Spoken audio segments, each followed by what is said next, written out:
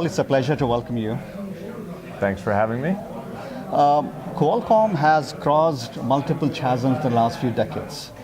As an executive chairman, you have seen this growth in many phases. How does a company as big as Qualcomm, as diversified, which is what it is now, keep up with the challenges? I think, the key issue is that we really articulate a set of visions to the employees and talk to them about what opportunity they have, meaning that we ship 250 million chipsets in a quarter, and therefore if they have a great idea, it gets out to the world very quickly.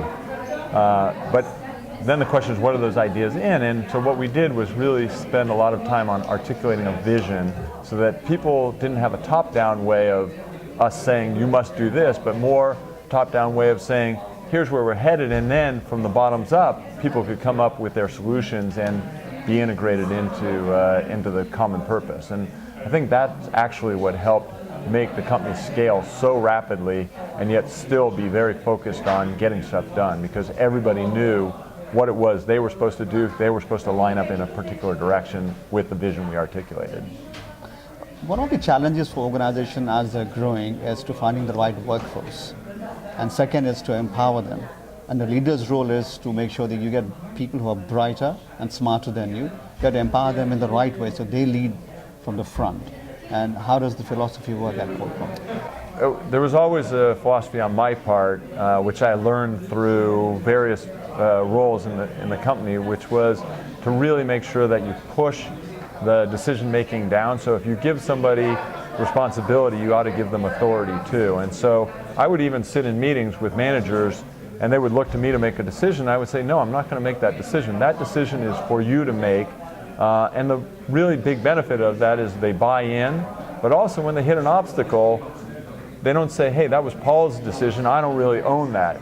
No, it was their decision, they own it, and they need to solve it. And when there's an issue that they can't solve, then they escalate it. But otherwise, they own the issue and they solve it themselves. And that notion of pushing decision-making down was a really critical one. We are at Haas, one of the better-known schools in the world. If you were to encourage young grads to come and work for Qualcomm, what would be 3 things you'll tell them? Well, look, there's one very big thing, which is if you have an idea, as I said earlier, you can affect 250 million people's lives in 3 months, because that's the scale of the number of chips that we ship. So you get something into a chip, it's in people's hands in the world. So that's amazing. It's an amazing opportunity, and it's an amazing responsibility. The other things I would say is Qualcomm is a place that's really built on the people. We don't have big factories, we don't have lots of capital expenditures. It's really about what people's ideas are, implement them, go out and work with the customer base, go out and work in the world. That's a really great opportunity for people to be part of. And then I think the other thing is just that you can do good. That the company has always been focused on being part of a community, building ecosystems, working with partners, and that extends to not just the business side, but the social responsibility side. And so it's very natural inside Qualcomm that people do think about something bigger than themselves. And I think human beings want that. You want to be part of something bigger than yourself, and at Qualcomm you can do that. And finally, in terms of preparing the company to compete, sometimes competition is friendly, sometimes competition is not so friendly. When it comes to innovating within the organization for a better competitive advantage, do you practice more in organic growth within the organization, or you also have an approach where you go out and look for good innovation to absorb? We do both. The company grew up mostly organically, but then what we've done in recent years is mostly what I'll call tuck-in acquisitions. So we have a set of technologies and we say, oh, well, we need something in this area.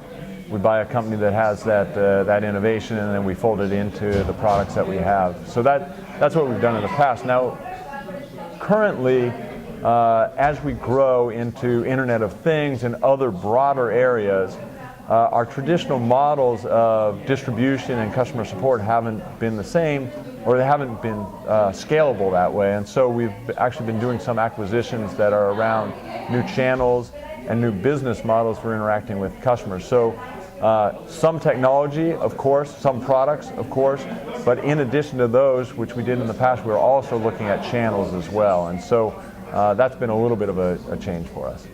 Paul, again, thank you so much. It's a pleasure. Thank you.